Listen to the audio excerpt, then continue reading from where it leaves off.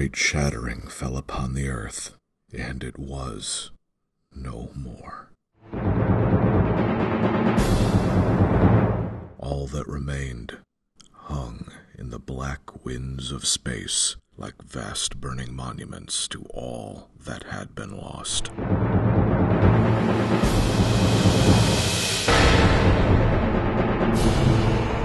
Then came the Sorcerer-God Doz, and from its hunger for blood and pain was born a charnel world.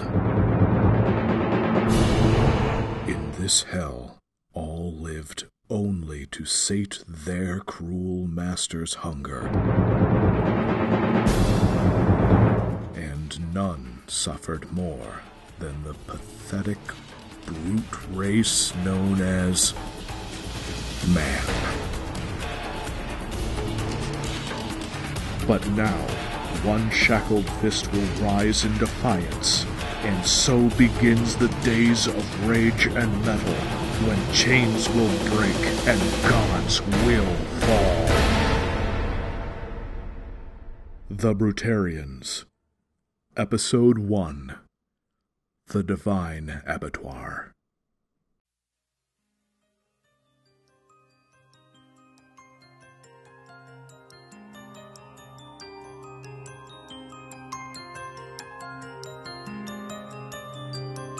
Never before had such a dread place of terror and bloodshed existed. Not a temple, nor coliseum, nor butcher's killing floor, but was in truth the abhorrent amalgam of the three. The divine abattoir was the highest of the high, and the holiest of holies for the cult of Doz. Here, behind high stone fortifications, guarded by blade and curse, beneath vaulting ironworks and arcane cordons, this sorcerous congregation would gather each day. The cult would sing, pray, and painfully prostrate themselves in the name of Doz as they offered themselves up as food for the hungry god. Every time they walked through the abattoir's singular gate, they hoped that today would finally be that most glorious of days. Their last day. The day when Doz would choose them and consecrate them with its teeth. Then would they be swallowed into the hereafter and spend eternity in immaculate digestion. The vast majority survived their shows of faith and adoration. It seemed that Doz's true appetite was for the tormented and unwilling.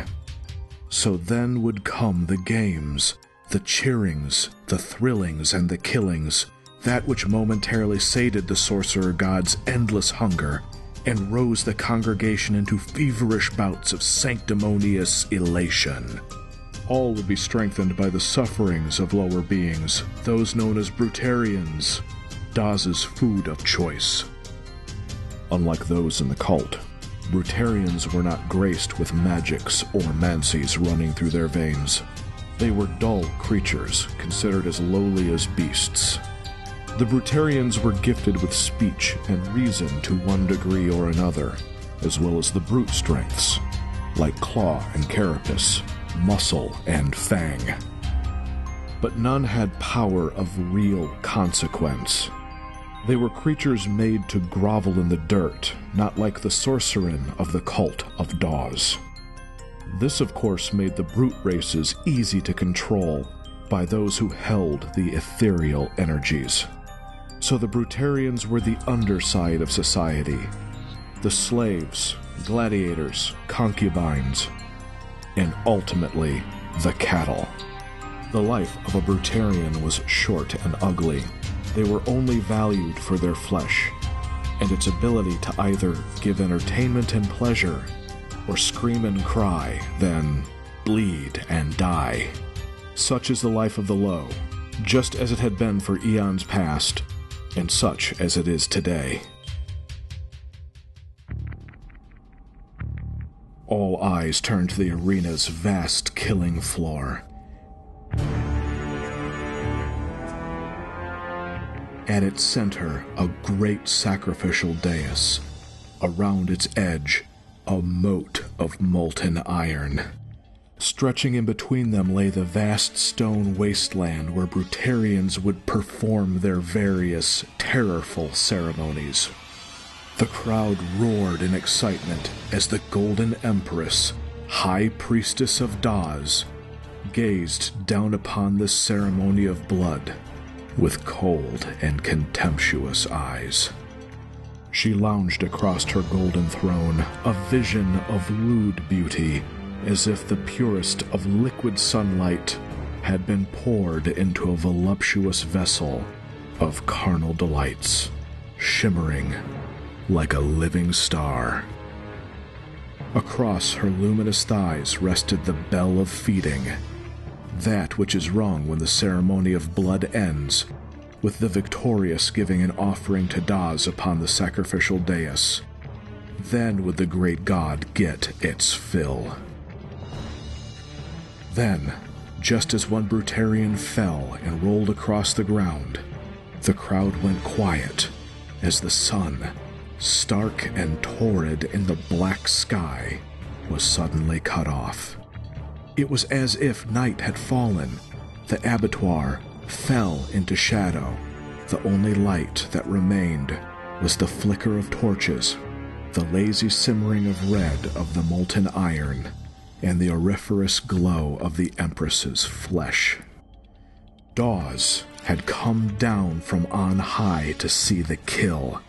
Now there was no sun or stars, nor any scrap of satin-black void to be seen. All there was above, hanging like a mountain in the sky, was the grim face of Doz. All waited for the kill.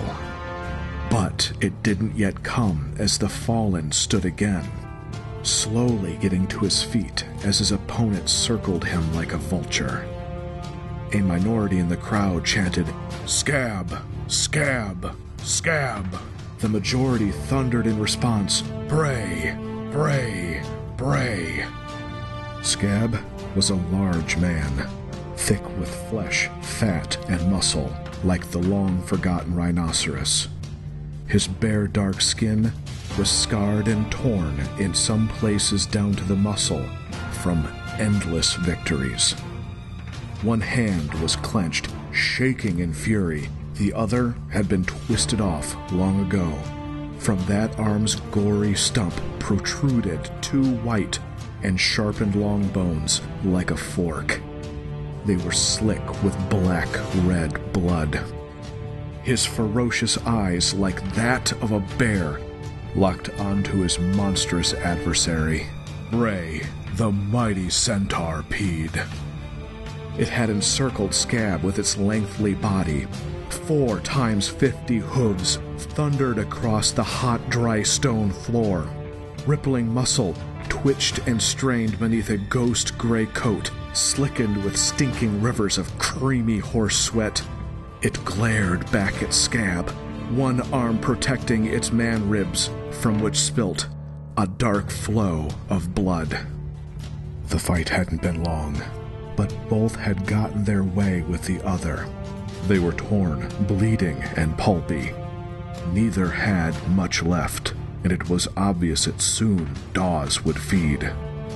But it wasn't clear which would be the meat.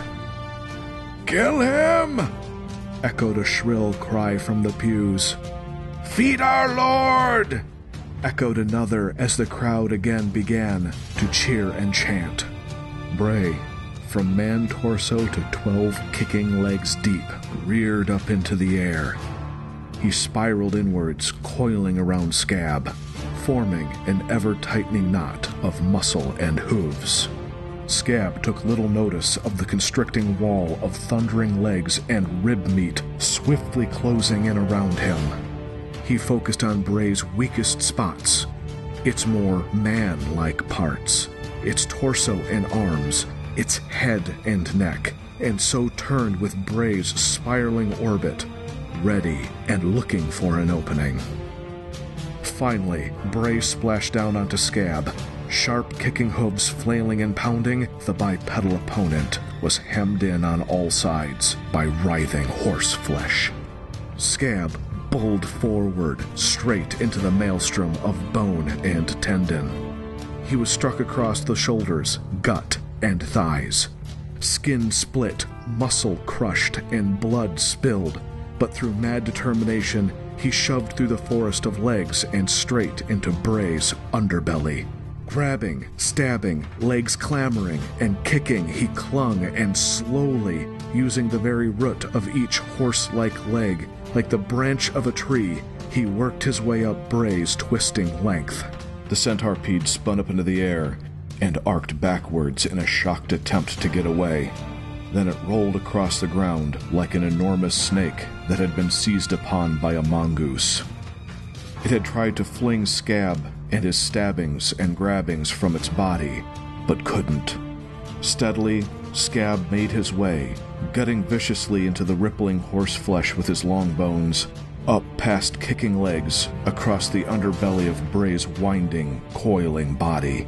He was knocked about, but was safe from the sharp hooves. He had smartly positioned himself so close to the creature that it had lost the ability to properly kick him. However, in a fit of genuine terror, the thing panicked.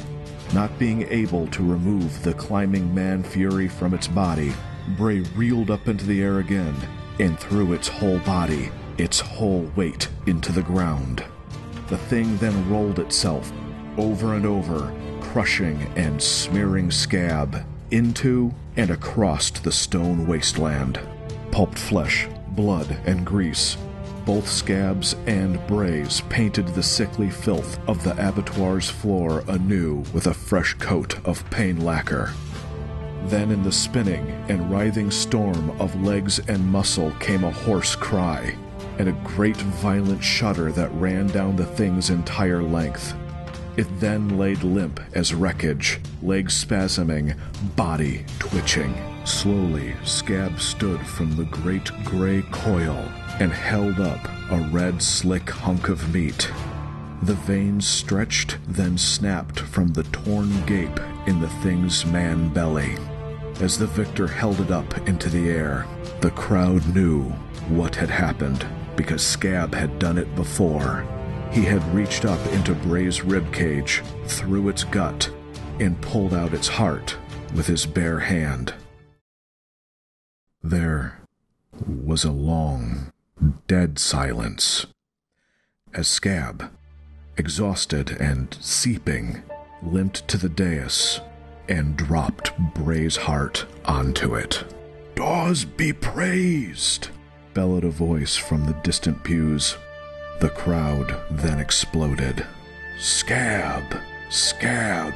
Scab!" they chanted as he fell to one knee. Then one hand hit the ground. He was slumped over, huffing and exhausted. Then all about him sparked sorcerous flashes of light as 3 silhouettes appeared from the thundering wisp. 2 strong and towering Brutarians, beings of living stone, and a younger brute man who ran from the magical effect to Scab and knelt over him. The young brute man grabbed Scab's bare head, and they locked eyes.